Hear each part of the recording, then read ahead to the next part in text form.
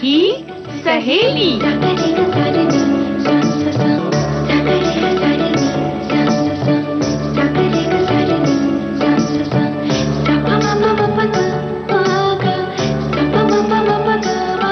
सखी सहेली।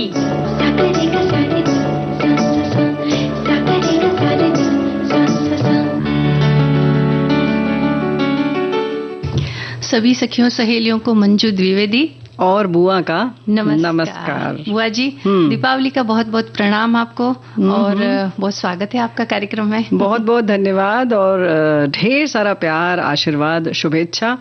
और हमारे तमाम जो हमारे बिटिया बहुरिया भाई बंधु भतीजे बेटे जो भी सब कार्यक्रम सुन रहे हैं उन सभी को भी ढेर सारा प्यार भरा आशीर्वाद और ढेर सारी दिवाली की शुभकामनाएं। बिल्कुल, आज रमा एकादशी है और आज के दिन से ही दीपावली के दिनों की शुरुआत हो जाती है ना। बिल्कुल पर्व पुंज जिसे तो कहते हैं भाई कि बिल्कुल गुच्छा है ये त्योहारों का। एक के बाद एक लाइन से बहुत सारे त्योहार जुड़े हुए हैं ना, इसीलिए तो तैयारी इतनी पहले से चलती है। लेकिन और भी जो दिवस आते हैं उन्हें भी साथ साथ मनाना बहुत जरूरी है। यानी कि जो आज खास दिवस है वो है राष्ट्रीय विधिक सेवा दिवस और एक दो दिन बाद कुछ शिक्षा से संबंधित भी दिवस है। बिल्कुल है ना। हाँ, तो आज हम शिक्षा के महत्व की भी बातें करेंगे और इसके अलावा थोड़ा बहुत आपको घूमने भी ले जाएंगे। हाँ भाई, दिन ऐसा है, पर्यटन का दिन है तो चलेंगे पियावन जलप्रपात देखने। हाँ, और हम अभी त्योहार की बात कर रहे थे तो ये जब दीपावली जैसा त्योहार आता है तो पटाखे, फुलझड़ियाँ, रॉकेट और चक्री और ऐसा बहुत सारा हम जो है छोड़ते हैं सभी और इससे जुड़ी हुई हमारी कुछ यादें हमेशा के लिए हमारे यादों के पन्नों में दर्ज हो जाती है। तो ऐसी कोई घटना अगर आपको याद आ रही हो तो वो भी हमें बताइएगा। जी हाँ, और मंजू बिटिया एक बात तो है, जब भी पटाखों की बात आती है तो अधिकतर हमारे साथी जो है या हम लोग भी दुर्घटनाएं ही याद करते हैं। लेकिन कभी तो ऐसा भी होता है कि बड़ा चमत्कृत करने वाला, बड़ा आश्चर्यजनक वाला कोई ऐसा पटाखा कोई हमारे रिश्तेदार लेकर आ जाता है कि अरे ये तो कभी देखा ही नहीं था। है ना। या पुराने जो बचपन के और भी जो पटाखे होते थे तरह तरह के जो अब नहीं मिलते उनको भी याद किया जा सकता है। सिर्फ इसलिए याद दिला रहे हैं कि भाई घटना याद करना है, केवल दुर्घटनाएं मत याद कीजिएगा।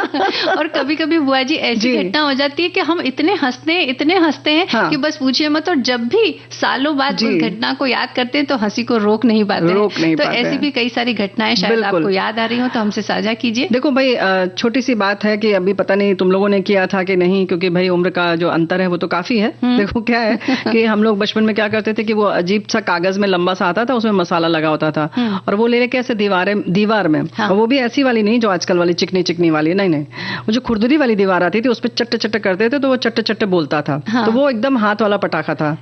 तो वो दिन भर चलते फिरते हम लोग करते थे। है ना। उसको टिकड़ी बोलते हैं। नहीं, टिकड़ी एक जो अलग अलग वाली आती थी उसको भी लेके पत्थर पे फोड़ते रहते थे। वो भी आती थी और एक लाइन में आती थी ना। छोटी सी एक बंदूक होती है ना, उसके अंदर लगा देते थे तो एक के बाद एक वो टिकड़ी फुटती जाती थी। तो लेकिन इसके अलावा एक और आती थी जो बहुत छोटी सी होती थी, इतनी बड़ी सी क्या बताएं, जिसको कि हम 6 इंच भी नहीं होता था। वो छोटी सी आती थी टीन की। बंदूक तो बाद में आई। उससे भी पहले आती थी, उसमें आगे उसको रखना होता था और टक से ऐसे करना होता तो वो पट्टे से दबा के फोड़ देता था मतलब लिटरली। तो वो इतनी बातें तो हमने ही याद कर ली। नहीं, हमारे साथियों को भी याद आ जाएंगी, इसीलिए हमने कहा कि केवल जलने जलाने वाली बात मत कीजिएगा, मजे वाली भी बात करेंगे हम लोग। बिल्कुल। सबसे पहले आज राष्ट्रीय विधिक सेवा दिवस, नेशनल लीगल सर्विसेज डे जो है उसकी हम बात करते हैं। तो आज 9 नवंबर को ये मनाया जा रहा है। इस दिवस को मनाने का उद्देश्य है कि सभी नागरिकों के लिए उचित, निष्पक्ष और न्याय प्रक्रिया सुनिश्चित करने हेतु जागरूकता फैलाना। और इस दिन को अगर शॉर्ट में हम बोले तो NLSD यानी कि नेशनल लीगल सर्विसेज डे जो होता है ना, इसका इनिशियल जोड़ करके NLSD बनाया गया, तो ऐसे कहा जाता है। और NLSD की शुरुआत जो है 1995 में भारत के सर्वोच्च न्यायालय द्वारा समाज के गरीब और जो कमजोर वर्ग हैं जिन्हें सारी सुविधाएं नहीं मिलती हैं उन्हें सहायता प्रदान करने के लिए की गई। और इस दिन को विधिक सेवा के तहत प्राधिकरण अधिनियम और वादी जो होते हैं यानी प्रतिवादी वादी हमने नाम सुना है, वादियों के अधिकार के विभिन्न प्रावधानों से अवगत कराने के लिए मनाया जाता है कि उनको मालूम होना चाहिए कि उनको क्या क्या अधिकार मिले हुए हैं। और क्या क्या सुविधाएं उन्हें मिल सकती है। इस दिन को मनाने का उद्देश्य ये भी है कि समाज के जो कमजोर वर्ग हैं उनके लिए निःशुल्क कानूनी सेवाओं की पेशकश करना, मुफ्त सेवाओं की उपलब्धता सुनिश्चित करने के साथ ही उन्हें उनके अधिकारों के बारे में जागरूक करने का प्रयास भी किया जाता है। यानी जिन्हें जानकारी नहीं है उन्हें जानकारी दी जाती है। तो भाई जैसे हमने बताया कि 1995 में एक अधिनियम लागू किया गया है जिसके अनुसार जो भी जरूरतमंद है, आर्थिक रूप से कमजोर है, दिव्यांग व्यक्ति जो हैं उन्हें भी मुफ्त कानूनी सहायता प्राप्त हो, ये अधिकार दिया गया। अब जरूरी ये है कि हम उस अधिकार को प्राप्त करें, उसका लाभ उठाएं, है बिल्कुल।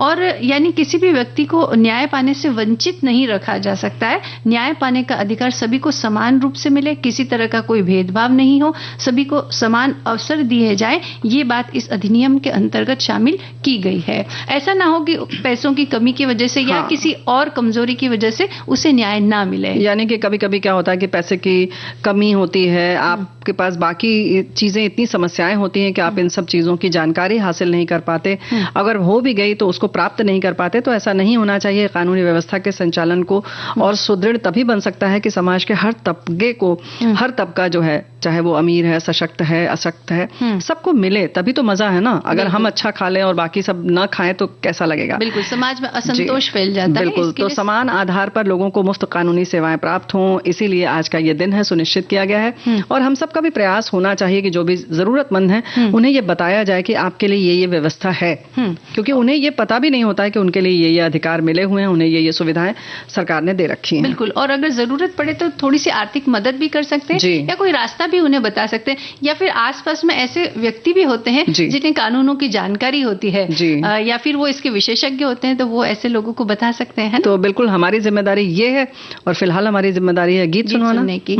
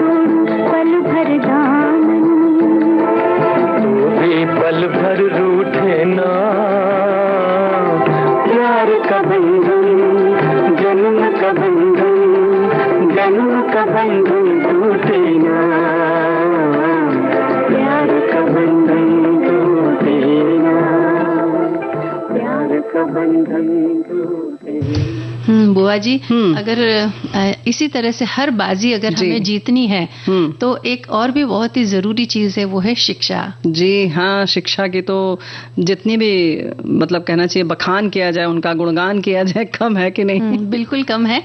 तो ऐसा है कि हमारे जीवन में जितना महत्व भोजन, कपड़े, हवा और पानी का है, उतना ही महत्व शिक्षा का भी है। शिक्षा एक ऐसा माध्यम है जिससे मनुष्य में ज्ञान का प्रसार होता है और बुद्धि का विकास होता है। शिक्षा मानव की एक महत्वपूर्ण इकाई है, बहुत जरूरी चीज है ये। बिल्कुल बहुत जरूरी है भाई, एक महत्वपूर्ण साधन है।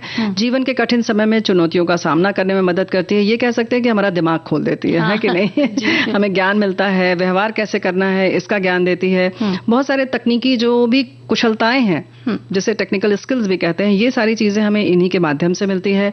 नए नए जो शोध हो रहे हैं उनके बारे में कैसे पता चलेगा? जब हम शिक्षित होंगे तो ही पता चलेगा। पढ़ेंगे और सुनेंगे बातें ज्ञान की, तभी पता चलेगा। और शिक्षा हमें पढ़ने और लिखने की क्षमता सिखाती है। ये शिक्षा की पहली सीढ़ी है ना? तो अधिकांश जानकारी लिखित रूप में होती है। यदि हमें शिक्षा का अभाव है और लेखन कौशल की कमी है तो हम देश और समाज में होने वाली गतिविधियों से दूर हो जाते हैं। इसलिए भी शिक्षा अनिवार्य बिल्कुल है। और हमारे साथी भी लिखकर भेज रहे हैं कि शिक्षा अंधकार में प्रकाश के किरण है। शिक्षा मौलिक अधिकार भी है।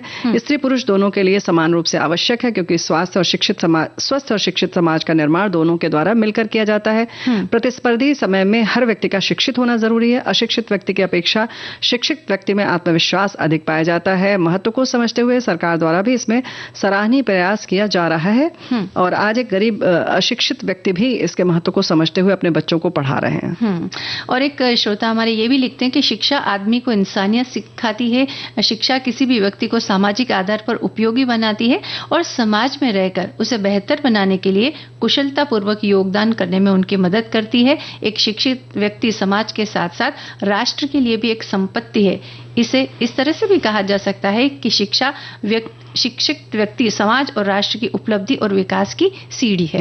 क्या बात है। तो भाई विकास की सीढ़ी कौन नहीं चढ़ना चाहता है कि नहीं? तो कुल मिलाकर यही है कि बहुत महत्वपूर्ण चीज है। हम देखो क्या है ना, जब शिक्षित होते हैं तो आसपास के परिवेश से परिचित होते हैं। हमारे उज्जवल भविष्य का तो साधन है ही। इसके साथ साथ उच्च स्तर में जब शिक्षा और अधिक आगे की जब हम पढ़ते हैं, सामाजिक पारिवारिक सम्मान दिलाकर एक अलग पहचान दिलाती है हमें। क्योंकि आपके पास जानकारी का खजाना सा होता है और यूं कह सकते हैं कि हर चीज को देखने का नजरिया अलग हो जाता है। बिल्कुल। और इसके अलावा रोजगार पाने के लिए भी शिक्षा अत्यंत महत्वपूर्ण है। ऐसा नहीं है बुआ जी कि जिसने शिक्षा हासिल नहीं की वो कुछ काम नहीं कर सके, ये बात नहीं है। लेकिन आपको जब शिक्षा मिल जाती है या आप शिक्षित हो जाते हैं तो उसी काम को एक अच्छे ज्यादा परिष्कृत तरीके से कर सकते हैं, ऊंचे दर्जे तक कर सकते हैं और आप ज्यादा वेतन पा सकते हैं या ज्यादा कमाई कर सकते हैं। तो इसके लिए भी शिक्षा की अनिवार्यता बढ़ जाती है। और एक बात और है कि कभी कभी ऐसा भी देखा गया है, जरूरी नहीं है लेकिन हाँ फिर भी बहुत हद तक ये बात लागू होती है कि अगर आप शिक्षित होकर कोई काम कर रहे हैं, जैसे तुमने अभी बताया कि वेतन अधिक पाएंगे, उसके साथ साथ दिन प्रतिदिन उसमें उन्नति करते जाएंगे आप। नहीं तो अगर आपने कोई काम अगर शुरू किया है शिक्षा के अभाव के साथ या बिना शिक्षित हुए, तो आप जितने पर शुरू होते हैं उतने पर ही रह जाएंगे या बहुत धीमी गति से आपका विकास होगा। तो विकास की गति को तेज करने के लिए बहुत जरूरी है कि आप शिक्षित हों। और एक बात और है कि जितने भी लोग शिक्षित होकर जो काम करते हैं वो एक संगठित तरीके से काम करते हैं, तब उनका जाकर भविष्य जो है वो बहुत सुरक्षित रहता है। वैसे तो आप कमा लेंगे लेकिन ऐसे लोग जब कमाते हैं तो उनका भविष्य जो है वो सुरक्षित नहीं रहता है। हाँ, और काम चाहे कोई भी हो लेकिन उस हर कार्य में नए नए शोध होते रहते हैं। जब आपने शिक्षा पाई है तो उस नए शोध की आपको जानकारी होगा। अब जैसे एक छोटा सा उदाहरण, जैसे पोट्री बनाना, यानी कि मिट्टी से गारे से जो हम बर्तन बनाते हैं, हालांकि ये बहुत परंपरागत तरीके से काम होते आए। सिलाई के काम भी परंपरागत तरीके से लेकिन उसमें भी बहुत शोध हो गए ना। हाँ बिल्कुल, नई नई बहुत सारी जानकारियां उसके बारे में आती रहती, नई डिजाइन आती रहती। तो अगर आप शिक्षित होंगे तो आपको इनके बारे में जानकारी होगी और आप आगे बढ़ पाएंगे। बिल्कुल सही बात है। फर्क पड़ता है शिक्षा और शिक्षा नहीं पाने में। जी हाँ बिल्कुल। सामाजिक संरचना को सभ्यता के आधार पर मापने का आम पैमाना है। एक तरह से ये भी कहा जा सकता है कि जितना ज्यादा शिक्षित देश उतना ही जागरूक समाज। तो आगे बढ़ने के लिए ये सब चीजें तो जरूरी हैं ही, हम बार बार बात कर रहे हैं इसकी। एक बात और है कि हर चीज को देखने का नजरिया बदलता है, सोच बहुत बदल जाती है। यूं कहते हैं ना कि आपके जो जितने झरोखे हैं, खिड़कियां हैं दिमाग की, वो खुल जाती हैं, तो एक बहुत संकीर्ण विचारधारा से हम ऊपर उठ जाते हैं। तो जाहिर है कि उसका लाभ हमें तो मिलता ही है, आसपास के लोगों को मिलता है, समाज को मिलता है, परिवार को मिलता है। और इसके अलावा हमारे अंदर एक आत्मविश्वास भी जागता है। जब आप शिक्षित होते हैं तो आप दूसरे लोगों से बात करने में एक आत्मविश्वास झलकता है, ऊंचे स्तर पर जाने में एक आत्मविश्वास झलकता है, या जो नए शोध है उनके बारे में जानकारी लेने के लिए जब आप बाहर जाते हैं, उन लोगों से जब बात करते हैं तो आपके अंदर एक आत्मविश्वास आ जाता है कि हाँ नहीं, मैं भी, जब इतने लोग कर सकते हैं तो मैं क्यों नहीं कर सकता। ये जो आत्मविश्वास जागता है ये बहुत ही मूल्यवान चीज होती है। बिल्कुल। एक गीत सुन ले बुआ जी, उसके बाद सबसे मूल्यवान, सबसे मूल्यवान चीज है गीत।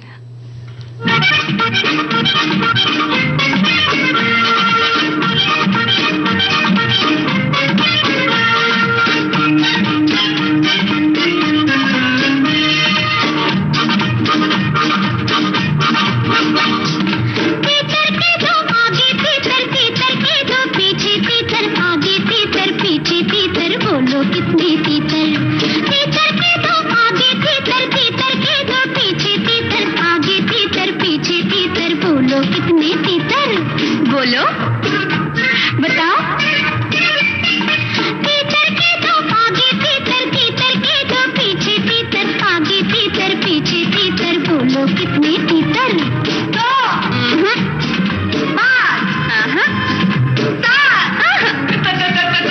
तीन। शाबाश।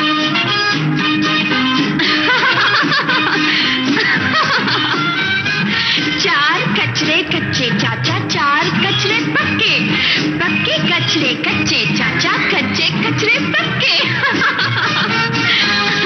चार कचरे कच्चे चाचा, चार कचरे पक्के, पक्के कचरे कच्चे चाचा, कच्चे कचरे पक्के। बोलो, चार कचरे कच्चे चाचा, चार कचरे पक्के, पक्के कचरे कच्चे चाचा, कच्चे कचरे पक्के, पक्के कचरे कच्चे चाचा, कच्चे कचरे पक्के। तीतर के दो आगे तीतर, तीतर के दो पीछे तीतर, आगे तीतर पीछे तीतर, बोलो कितने तीतर? तीतर के दो आगे तीतर, तीतर के दो पीछे तीतर, आगे तीतर पीछे तीतर, बोलो कितने तीतर?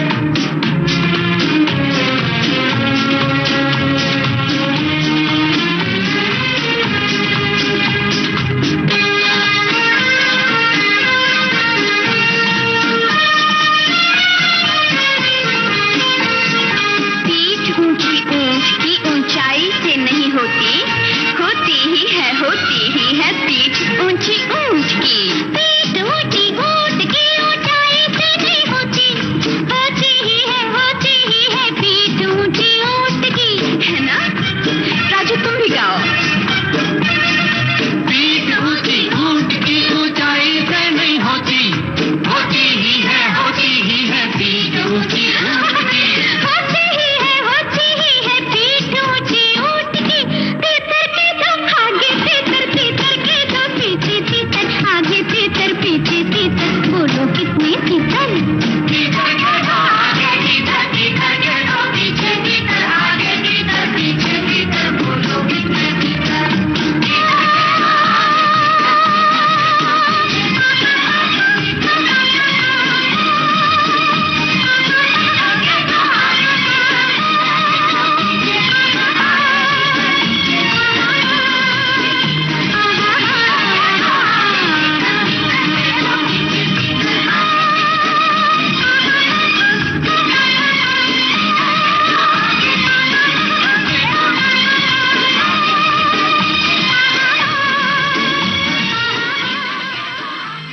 तो देखिए बुआ जी, अगर हम पढ़े लिखे हैं तो जल्दी से बता देंगे कि कितनी तीतर है। भाई देखो, इस मामले में तो सही बात है। हाँ। वैसे हमारे साथी ये भी लिख रहे हैं कि आज जो हम कार्यक्रम सुन रहे हैं और अपनी प्रतिक्रिया दे रहे हैं, ये भी तो शिक्षा का ही प्रभाव है। बिल्कुल, तो बात बिल्कुल सही है। और हमारे एक श्रोता ये लिखते हैं कि शिक्षा हमें शिक्षित करती है, ज्ञान प्रवर्धन के साथ ही साथ अपने संस्कारों में दीक्षित भी करती है। जीवन जीने के लिए तो वैसे अशिक्षित भी जीवन को जी लेते हैं, किंतु उनमें यदि शिक्षा का भी प्रवेश होता है तो फिर वह सोने में सुहागा के समान होता है। शिक्षा के लिए लोग समझते हैं कि महंगे खर्चीले शिक्षा को ही ग्रहण करते रहना है, लेकिन ऐसा नहीं है। ये विश्व ही हमारी पाठशाला है। आवश्यकता भर केवल यह है कि उसके पाठ को ग्रहण करने हेतु हमें हमेशा ही जिज्ञासा उत्पन्न होती रहे। फिर बिना इसके तो खर्चीली शिक्षा भी केवल खर्च ही कराती है। क्या बात है भाई, इन्होंने तो वाकई बहुत गूढ़ वाली बात की, गूढ़ रहस्य वाली बात है कहना चाहिए कि यानी कि हम शिक्षित, वो सिर्फ जो फॉर्मल एजुकेशन जिसे कहते हैं कि हम स्कूल में जाना, विद्यालय में जाना, उसके संग संग हम जो पूरे अपने जीवन से जो सीखते हैं सबक, उसको भी सीखते रहना बहुत जरूरी है। उसके बारे में भी शिक्षित होते रहना चाहिए, आंख कान यानी कि खोल कर रखना चाहिए। हालांकि इस मामले में हमारी बहनें सोचती है कि हम तो घर में हर वक्त चौकन्ना रहते हैं, हमें क्या जरूरत है पढ़ाई करने की। लेकिन ऐसा नहीं है। कई बार ऐसा होता है कि घर की पूरी जिम्मेदारी महिलाओं के ऊपर आ जाती है। उस समय शिक्षा का जो एक यूं कह सकते हैं कि प्रभाव जो है वो तभी पता चलता है। एक बात तो है, अगर जिम्मेदारी न भी आए, अगर आप चलिए बहुत संपन्न हैं, आपके पास सब सुख सुविधा है, लेकिन आप जब शिक्षित रहते हैं, जो आत्मविश्वास की बात कही या बच्चों से बात करने की बात है, वो मजा ही अलग होता है जब आप शिक्षित रहते हैं। आपको हो सकता है जरूरत ना पड़े, कोई हिसाब किताब ना करना पड़े, लेकिन आपको किसी से बात करना हो, कुछ देखना सुनना हो, या चार लोग बैठ के बात कर रहे हैं, आपको अपनी राय देनी है, अपना मत रखना है, तब आप इस बात को बहुत अच्छे ढंग से अपनी बात को समझा सकते हैं, कह सकते हैं, अगर आप शिक्षित हैं। बिल्कुल। और बच्चों को जब पढ़ाने की बात आती है तो भी महिलाएं इस काम को ज्यादा कुशलता से कर सकती हैं, क्योंकि बच्चे दिन भर उनके पास रहते हैं। और बच्चों को जब आप पढ़ाते हैं तो एक बार हमारा रिवीजन भी हो जाता है उस चीज से कि हमने क्या पढ़ा था। और अगर ऐसा हो कि माँ पढ़ी लिखी ना हो तो ऐसा होता है कि बच्चे भी फिर थोड़े समय बाद जब कुछ पूछने जाते हैं, माँ बता नहीं पाती, तो उपेक्षा का भाव उनके मन में आ जाता है। तो इन सब सामाजिक जो ये समस्या है, इनसे भी बचा रहना है तो स्त्री और पुरुष दोनों के लिए समान शिक्षा की व्यवस्था होनी चाहिए। इसके संग संग एक बात और है कि ठीक है, हो सकता है कि बहनों को उपेक्षा के संग संग बच्चों को ये पता चल जाता है अक्सर जब कि माँ को नहीं मालूम है, तो कहीं ना कहीं वो अपनी चालाकी से बच निकलते हैं और पढ़ते नहीं हैं। और कहीं ना कहीं इसको, ये तो शब्द खराब जरूर लगेगा, लेकिन कहीं ना कहीं बेवकूफ बना जाते हैं। और हालांकि वो अपने पैर पर कुल्हाड़ी मारते हैं, लेकिन माँ को नहीं पता चलता कि क्या चल रहा है, बच्चा सही पढ़ रहा है कि नहीं पढ़ रहा है। हो सकता है आपके पास बहुत पैसे हैं, आप पढ़ाने वाले लगा लें, लेकिन आपको ये नहीं पता होगा कि क्या चल रहा है। तो जब आप शिक्षित होंगे तो आपको पता रहेगा कि क्या हो रहा है। इसके संग संग हम बहुत सारी बातें अभी तक यही कर रहे हैं कि इससे ये होगा, इससे ये होगा, इससे ये अच्छा होगा, लेकिन शिक्षा के संग संग ये भी पता चलता है कि हमें क्या करना है, ये तो पता चलता है, इसके संग ये भी पता चलता है कि हमें क्या नहीं करना है, है ना। तो इन सब चीजों का भी जो ज्ञान है हमें शिक्षा के माध्यम से मिलता है। तो शिक्षा का महत्व जो है वो जितना भी कहा जाए, सब हम लोग बचपन से विद्या ददाति विनयम हम लोगों ने पढ़ा है, इसे चोर चुरा नहीं सकते, ये सब हमने पढ़ा है बचपन से, सबने निबंध लिखे हैं बहुत सारे, तो ये सब लाइनें पता है, लेकिन फिर भी कहीं ना कहीं हम इसको नजरअंदाज कर रहे हैं। समाज शिक्षा ऐसा धन है जिसे कोई चुरा नहीं सकता, बांटने से बढ़ता है। और अगर जीवन में सब कोई हमारा साथ छोड़ दे, लेकिन शिक्षा कभी हमारा साथ नहीं छोड़ती है। और आज जब हम ये शिक्षा की बात करें तो शायद हमारे श्रोता सोच रहे होंगे, लेकिन हम आपको बता दें कि प्रत्येक वर्ष 11 नवंबर को राष्ट्रीय शिक्षा दिवस मनाया जाता है। चूंकि उस दिन हमारा कार्यक्रम नहीं होगा, इसलिए आज हम इस विषय पर बात करें कि ये दिन जो है ये आजादी के बाद भारत के पहले शिक्षा मंत्री मौलाना अबुल कलाम आजाद की जयंती के रूप में मनाया जाता है। जी हाँ, और 15 अगस्त 1947 से 2 फरवरी 1958 तक आप शिक्षा मंत्री थे, और उन्होंने देश में विकास की दिशा में बहुत सारे काम किए। शिक्षा के विकास में खास तौर से उनके कार्य बहुत उल्लेखनीय थे, और इसीलिए हम ये दिवस मनाते हैं। हाँ, और राष्ट्रीय शिक्षा दिवस जो है स्वतंत्र भारत में शिक्षा प्रणाली की नींव रखने में मौलाना आजाद के महत्वपूर्ण योगदान को भी याद करता है। आजाद ने शिक्षा के क्षेत्र में प्रदर्शन के मूल्यांकन और सुधार में भी प्रमुख भूमिका निभाई थी। तो इन सब बातों के मद्देनजर ये जो राष्ट्रीय शिक्षा दिवस है ये 11 नवंबर को मनाया जाता है। बिल्कुल।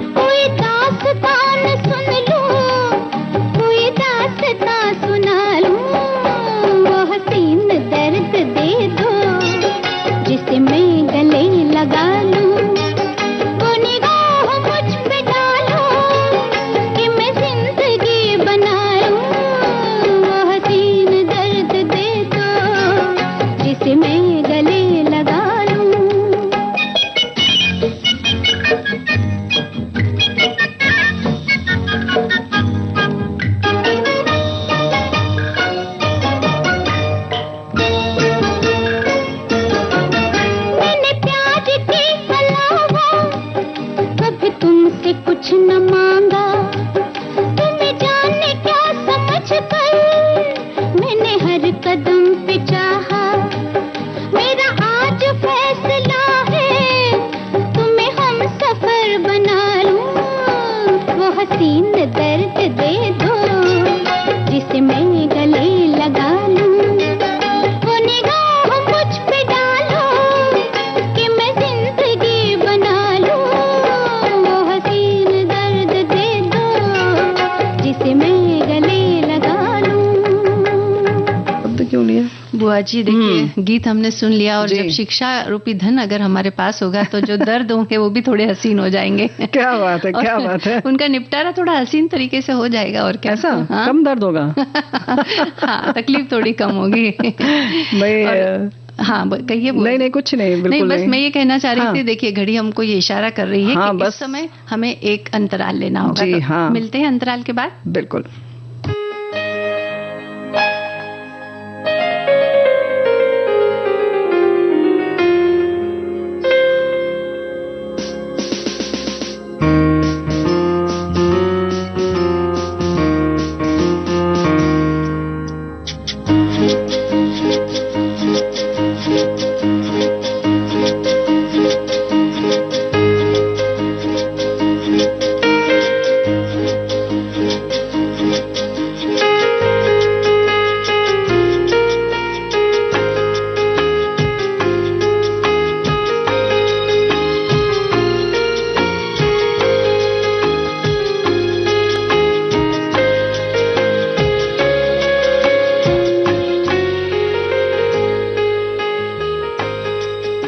अंतराल के बाद हम फिर उपस्थित हो चुके हैं और चलिए थोड़ा सा घूम आए बुआ जी। बिल्कुल चलते हैं भाई। पियावन जलप्रपात मध्य प्रदेश राज्य के रीवा जिले के सिरमौर तहसील में स्थित है। भाई नाम ही देखो कितना अच्छा, सिरमौर तहसील।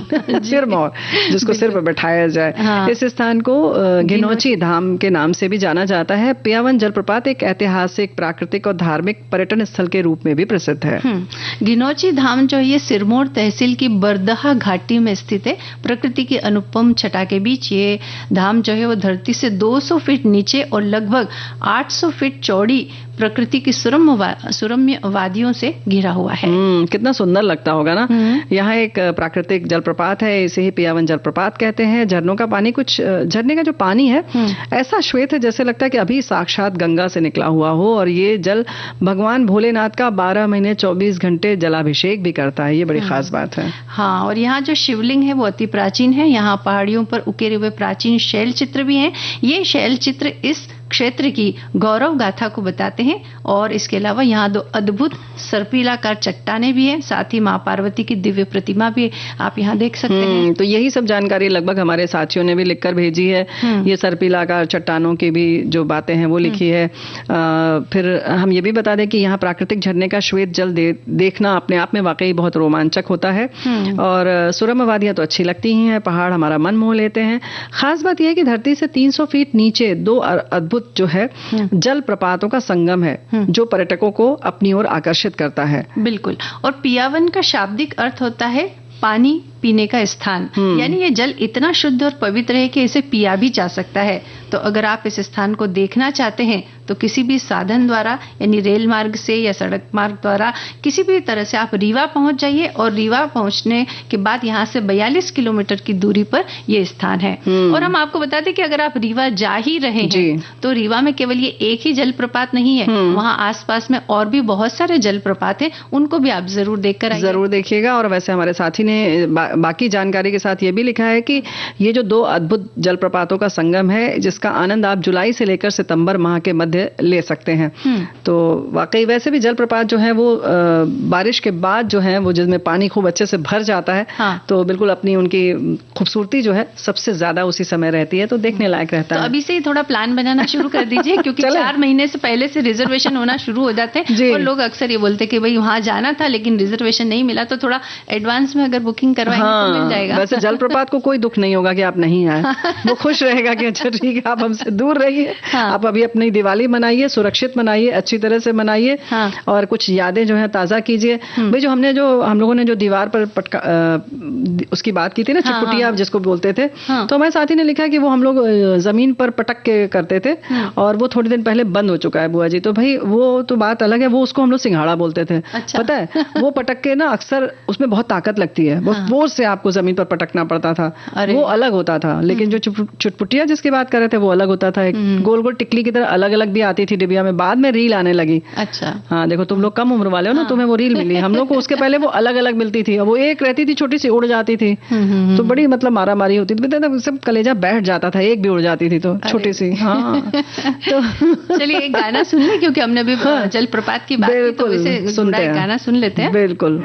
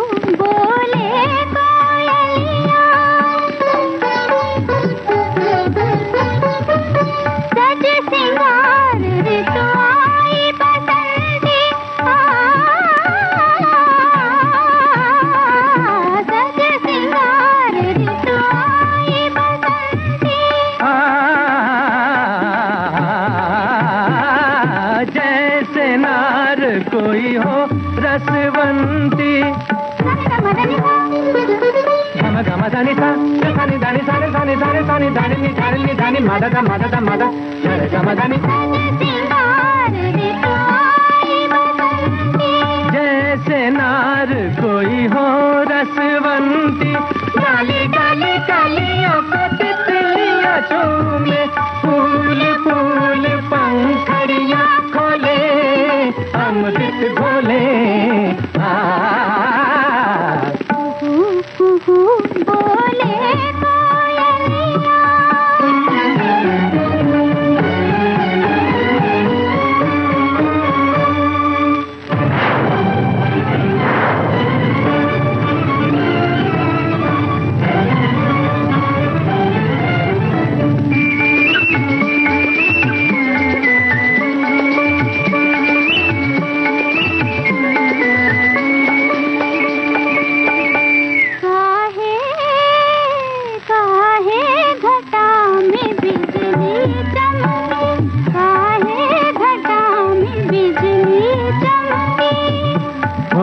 सकता है मेघराज ने बादरिया का शाम शाम मुख चूम लिया हो सकता है मेघराज ने बादरिया का शाम शाम मुख चूम लिया हो।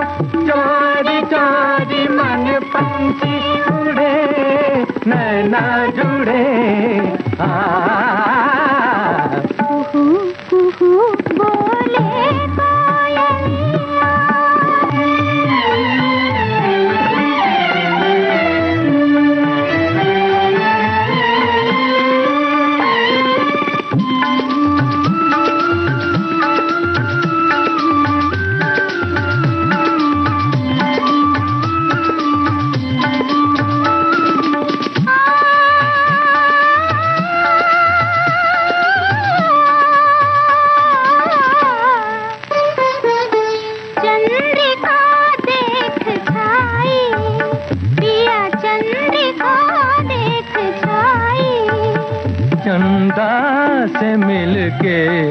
मन ही मन में मुस्काई छाई, चंद्रिका देख छाई। शरद सुहावन मधुमन भावन, शरद सुहावन मधुमन भावन। बिरही जनों का सुख सरसावन, बिरही जनों का सुख सरसावन। छाई छाई पूनम की छटा, घूंघट हटा। कुहू कुहू बोले कोयलिया।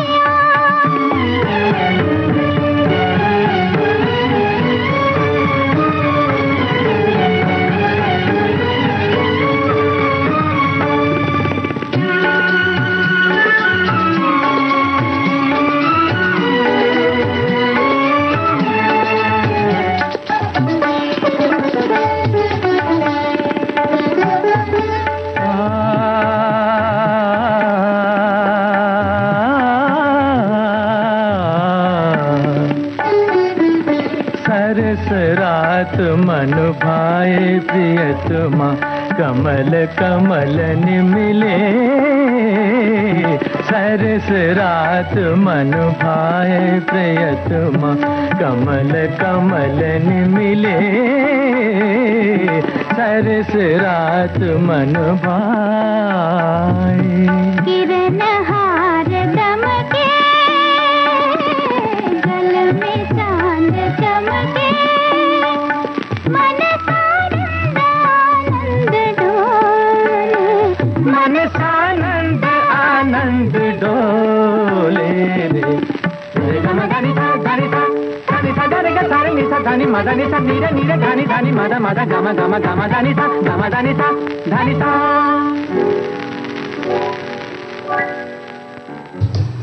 बुआ जी, गीत में हम इतने रम गए थे कि पटाखों की थोड़ी थोड़ी आवाज फिर भी हमारे कानों में गूंजने लगी थी। बिल्कुल। और मतलब ये जो श्रोताओं के मैसेजेस आते ना, तो मैसेजेस रूपी जो पटाखे हैं वो थोड़े छूटते हुए अभी नजर आ रहे हैं। बिल्कुल नजर आ रहे हैं। हमारे लिख रहे हैं कि मैं जब छोटा था तब दिवाली में पहली बार पेंसिल आकार का पटाखा लिया था। मैंने किसी को पूछा था कि इसको जलाने से क्या होता है, उसने बताया कि ये फूटेगा नहीं, कुछ अलग होगा। मैंने जलाया और वहां बैठा रहा और वो फूटा और मैं जलते जलते बचा। वो दिवाली आज तक याद है। तो भाई ऐसी घटनाओं से थोड़ा सा बच कर ध्यान रखें। हमारे साथी ने वही बात की है कि बुआ जी आप पोटाश पटाखे की बात कर रहे हो, जिसे हाथ में पकड़कर दीवार पर या जमीन पर जोर से फेंका जाता था, बहुत तेज आवाज के साथ फटता था, लेकिन काफी समय से इस पटाखे पर बैन लगा हुआ है। ये बात बिल्कुल सही है, लेकिन ये जो हमने बताया ना, उसको सिंघाड़ा भी कहते थे, गोल होता था और उसमें जैसे अजीब सा बहुत चटक गुलाबी रंग का जैसे कपड़ा वपड़ा टाइप की चीज लिपटी रहती थी, वो अलग था। लेकिन ये जो हमने बताया अभी तो उसका वर्णन कर चुके हैं। कोई ना कोई श्रोता तो नाम बता ही देंगे। नहीं, चुटपुटिया तो हम लोग पता ही है। वैसे इन्होंने ये भी कहा, मैं तो दीवाल गोला या जिसे पत्थर फोड़ भी कहते हैं, अब शायद नहीं आते हैं, वो ही चलाती थी। अब वो छोटे छोटे आते हैं। एक बार दिवाली पर मेरे बेटे के हाथ में अनार फट गया और त्योहारों का सारा मजा किरकिरा हो गया। ये बात हमेशा याद रहती है। हाँ, और एक श्रोता लिखते हैं कि 2 साल का नाती है, उसी के साथ पटक बम छोटे छोटे पटाखे का आनंद ले रहे हैं। सारा घर इकट्ठा हो जाता है और आनंद में शामिल होता है। तो भाई देखिए, जब छोटे बच्चों के साथ आनंद तो उठाना ही, लेकिन सावधानी रखना भी उतना ही जरूरी है कि जब छोटे बच्चे पटाखे जलाए तो कोई ना कोई बड़ा उनके साथ रहे, ताकि वो कोई गलती ना करे और कोई दुर्घटना ना हो। तो हमारे साथी ने जो इस पटाखे की हम बात कर रहे थे उसके बारे में लिखा है, हरी नीली छोटी सी डिब्बी में पैक होकर आती थी चटपटी पटाखा। लाल रंग की चटपटी छोटी छोटी गोल माथे पर लगाने वाली बिंदी जैसी होती थी। तो बात बिल्कुल सही है, उसमें छोटा सा बीच में उभार होता था, यानी कि उसमें मसाला जहां भरा होता था वो थोड़ा सा उभरा हुआ हिस्सा होता था।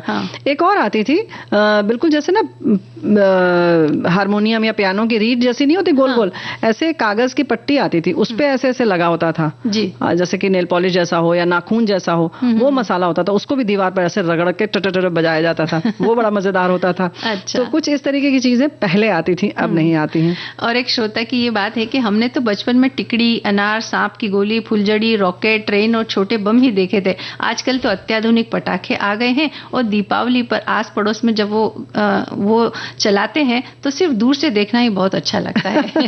तो बात तो खैर है, एक बात है कि दूर से देखें, सब लोग मिलकर एक साथ जला लें तो ज्यादा अच्छा है।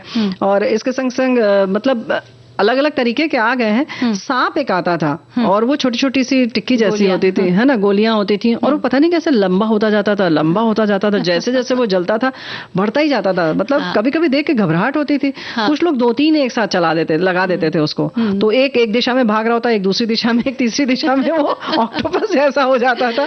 बड़ा रोमांचकारी लगता है, रोमांचकारी होता था। घर वाले बड़े परेशान होते क्योंकि काला काला हो जाता था सब तरफ, तो वो कालिक सी फैल जाती थी। तो कुछ ऐसे भी नजारे होते थे, लेकिन हम लोग चोरी छिपे ये सब काम कर लेते थे। धुआं उसमें से बहुत निकलता था, तो हालांकि शायद वो सब अब नहीं आता है। अच्छा, बीच में एक और आया था, रेलगाड़ी जैसी चलती थी, लेकिन उसको तार बांध दिया जाता था पहले, है कहीं पर, और वो बहुत सफल नहीं रहा, क्योंकि शायद उसको तार जो बांधा जाता था, धागा जो भी उस पे चलता था, वो बिल्कुल टाइट होना चाहिए था। तो घर में इतना हम लोग को साधन नहीं मिलता था। कहीं भी किसी के दरवाजे पर कहीं पे भी लगा दिया, 2 कीलें देख ली, लगा दिया। अच्छा, उसमें खुला एरिया होना चाहिए, तो उसमें जब भागती थी तो सीटी तो बहुत तेज बजती थी, लेकिन वो सफल रूप से जाके और आ नहीं पाती थी कभी भी। हाँ, इधर उधर कहीं घुस जाती थी, तो उसमें दुर्घटना होने के बहुत ही ये जो संभावना रहती थी। बिल्कुल। तो इसके लिए वो अब नहीं, लेकिन हाँ, वो हमने छोड़ा जरूर है, देखा है, छोड़ा नहीं है। बड़े, क्योंकि वो ऐसा एक पटाखा था कि बड़ा टेक्निकल होता था। हाँ, बड़े लोग ही उसे बांधते थे, करते थे, तो भाई उसको हम लोग बस दूर से देखते थे कि क्या क्या उसमें, बहुत सारे उसके मतलब आयोजन बहुत किया जाता था उसमें। वैसे बुआ जी, मेरा तो सबसे अच्छा जो पटाखा है ना, फुलझड़ी है ना। हाँ, मतलब उसमें ना तो ज्यादा किसी दुर्घटना की संभावना नहीं रहती है, देखने में भी बड़ी अच्छी लगती है, और बचपन से जुड़ी हुई काफी यादें भी, क्योंकि पिताजी हमारे क्या करते थे कि फुलझड़ियों का एक डब्बा लेकर के और हमें बिठा देते थे, एक दिया रख देते, लेकिन हमारे थोड़ी सी दूरी पर एक पानी की बाल्टी रखना वो नहीं भूलते थे, और कहते थे कि जैसे ही फुलझड़ी जल के खत्म हो, तुरंत इस पानी की बाल्टी में से डाल देना, क्योंकि कभी कभी क्या होता है, हमें ध्यान नहीं रहता है, और उस जली हुई जो उसकी वो रहती है ना, तार जो रहता है, उस पर कभी हमारा पैर पड़ जाता है, हाथ पड़ जाता है, तो वो भी तब भी जलने की संभावना है। तो उसके लिए सब लोग अलग अलग तरीके के आयोजन करते हैं। कोई गमला रख देता है मिट्टी का, उसमें घोस देते हैं, या कोई एक जगह बना लेते हैं। तो ये सारी चीजें आप ध्यान रखिए और बातें कीजिए। हम एक गीत सुनते हैं, फिर आगे चलते हैं। जी।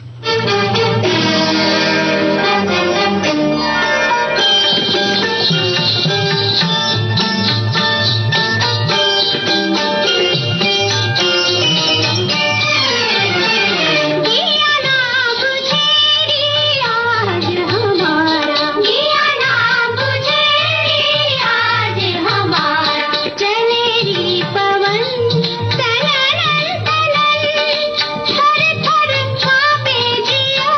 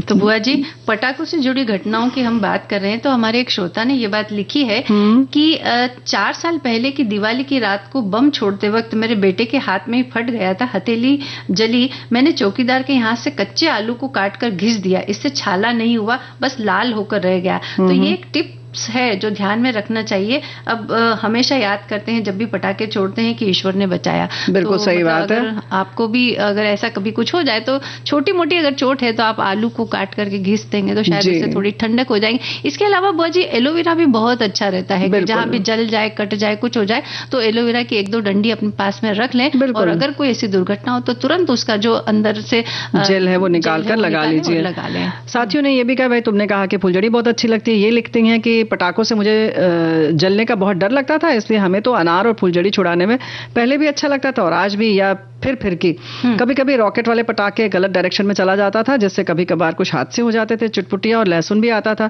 उसे दूर फेंकते थे तो जोर से फटता था, जुगनू को दीवार पर रगड़ने से चटपट बोलता था। तो ये सब चीजें हमारे साथियों ने अपनी यादें ताजा की हैं भाई। हाँ, और एक श्रोता ये भी लिख रहे हैं कि बुआ जी क्या बोलूं, इतना बढ़िया प्रोग्राम है कि रोक नहीं पाती हूँ अपने आप को, कमेंट न करूं इस पर बेबस हो जाती हूँ, मतलब कमेंट करने के लिए। और लिखते हैं कि पटक के जो फोड़ते थे पटाखे उसे लखनऊ में लहसुन कहा जाता है, चुटपुटिया कहा जाता है, सांप और कई पटाखे आते थे जब हम बच्चों के लिए उस समय लेते थे। तो ये सब बातें श्रोता हमारे याद कर रहे हैं। जी हाँ, यही हमारे साथी एक और लिख रहे हैं कि पटाखे मुझे अच्छे नहीं लगते, शोर ही शोर, अनार फुलझड़ी मोमबत्ती जलाना मुझे अच्छा लगता है, लेकिन बचपन में हम भाई बहन मिलकर पटाखे जलाते थे। पापा बड़ी सारी स्टिक के साथ पटाखे लगा कर देते, फिर हम पटाखे जलाते। मेरे भाई बहुत शरारती थे, कहा हाथ में पटाखा पकड़ा और फिर आग लगा दी। मैंने वो लड़ी छोड़ी नहीं तो हाथ में ही पटाखे जल गए, जिससे हाथ जल गया। भाई को बहुत डांट पड़ी, फिर भाई ने सॉरी मांगी।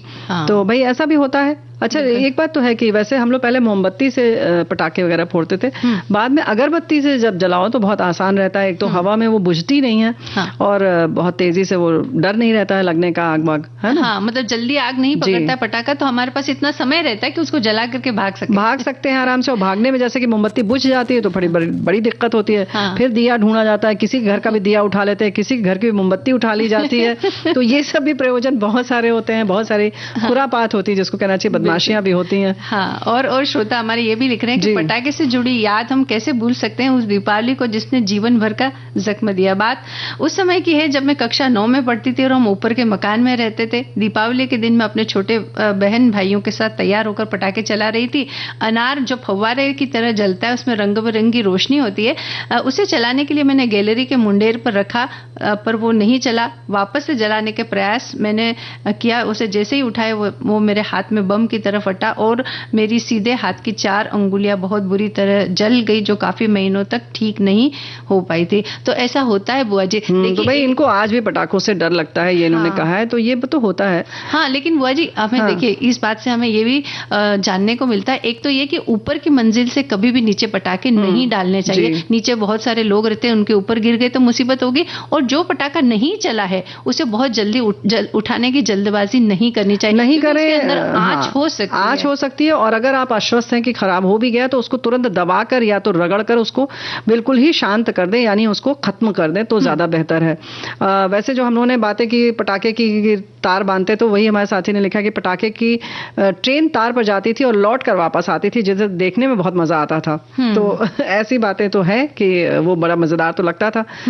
और भी कुछ बातें देखिए बुआ जी, एक तो जब हम पटाखे चलाते हैं ना तो हमें सूती वस्त्र पहनने चाहिए, क्योंकि अगर रेशमी वस्त्र होते हैं तो वो उनके बहुत जल्दी आग पकड़ के हमारे शरीर से चिपक जाते हैं। तो ये कुछ सावधानियां हैं जो आज हम बताना चाहते हैं कि आप सूती वस्त्र पहने। दूसरी बात यह है कि बहुत ज्यादा जो धुआं छोड़ने वाले पटाखे, उससे प्रदूषण बहुत ज्यादा फैलता है, तो इस बात का ध्यान रखना चाहिए। और बहुत शोर करने वाले पटाखे भी हमें नहीं छोड़ने चाहिए, क्योंकि हमारे आसपास हो सकता है कोई बुजुर्ग हो, कोई बीमार हो, बच्चे हो, तो बहुत तेज आवाज से उनके कानों में तकलीफ हो सकती है या और कोई समस्या हो सकती है। देखो भाई, जैसे तेज पटाखे वाले हैं या रोशनी वाले वाले हैं या धुएं वाले हैं, इनको आप बहुत खुले में करें। एक तो निवास स्थान जहां पर है वहां ना करें, सड़क पर आकर या छत पर, या बहुत खुला स्थान दूर दूर तक वह करें। ये भी ध्यान रखें कि ऊपर कहीं बिजली का तार तो नहीं है, और घर में वाकई अगर कोई बच्चा है या कोई बुजुर्ग है तो वहां ना छोड़े तो कोई बात नहीं है। एक साल अगर आप नहीं छोड़ेंगे तो क्या हो जाएगा, है कि नहीं। वैसे भी हमारे बहुत सारे लोग बाल का ध्यान नहीं रखते हैं। जैसे बाल बहुत लंबे हैं, उस दिन फैशन के चक्कर में या अच्छा लगना है तो भाई बाल खोल लिए आपने, तो ऐसा नहीं है। खूब अच्छे से बाल बांध लीजिए तब करिए, क्योंकि खुद ही आपका बाल जो है, अगर आप झुक के पटाखा छुड़ा रही हैं, कोई रॉकेट छुड़ा रही हैं, तो हो सकता है कि आपके बाल से आप खुद अपने ही गलती से हादसे का शिकार हो जाए। हाँ, और रॉकेट की बात से मुझे याद आया बुआ जी, अगर उसकी दिशा हमने सही नहीं रखी है तो छोड़ते ना तो किसी और के घर में घुस जाता है, किसी की बालकनी में घुस जाता है, या कहीं कोई कपड़े लटक रहे हैं तो वहां वो जाकर के आग पकड़ सकता है। तो ये रॉकेट जैसी चीज जो बिल्कुल खुले स्थान पर, जहां पर आसपास में बिल्कुल कोई घर ना हो, ऐसे स्थान पर। और उसके लिए बोतल वगैरह का जो प्रयोग किया जाता है वो वैसे स्टैंड भी उसके आते हैं, लेकिन बोतल में भी पहले बालू भर के तब रखा जाता है ताकि उसकी दिशा जो हमने लगाई है वैसी ही रहे। वैसे हमारे रेलगाड़ी पटाखा याद करते हुए हमारे साथी ये भी लिख रहे हैं कि रेलगाड़ी पटाखा बोलते थे, माचिस की डिब्बी जितना बड़ा होता था, उसके रस्सी या धागे के ऊपर उसको चलाया जाता था। तो भाई बहुत सारी बातें आपने याद की हैं, और हमें गीत सुनते हैं, आगे बढ़ते हैं कार्यक्रम में जी।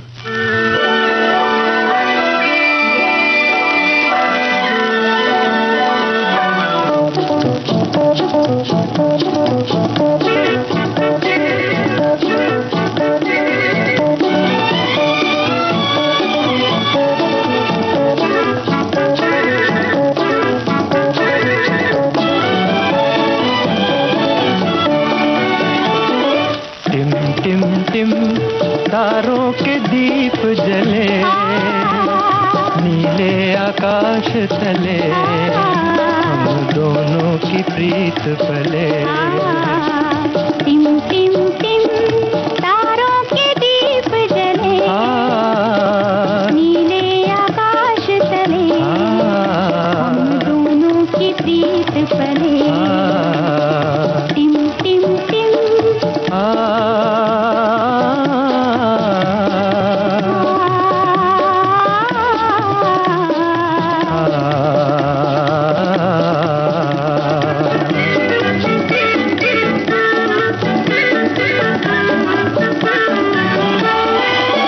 झिलमिलाती है शबनम की परछाइयाँ, दूर परियां बजाती है शहनाइयाँ। झिलमिलाती है शबनम की परछाइयाँ, दूर परियां बजाती है शहनाइयाँ। चांद किरणों की जाली पहन झूमता, चांदनी ले रही देखो अंगड़ाइयाँ। टिम टिम टिम तारों के दीप जले, नीले आकाश तले, हम दोनों की प्रीत पले। टिम टिम टिम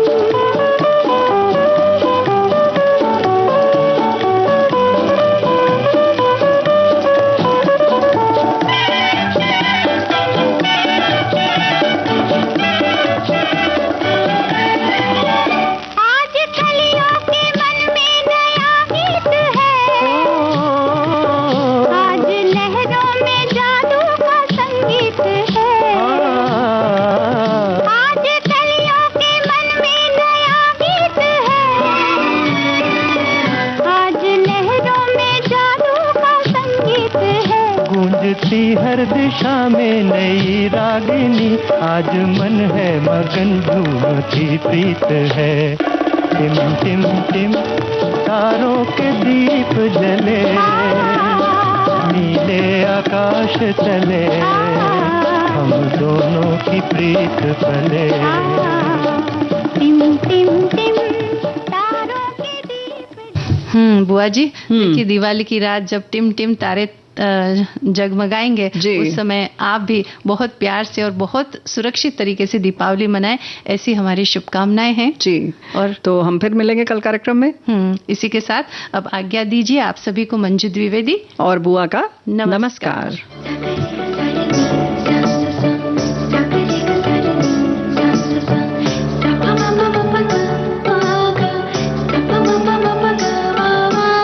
सखी सहेली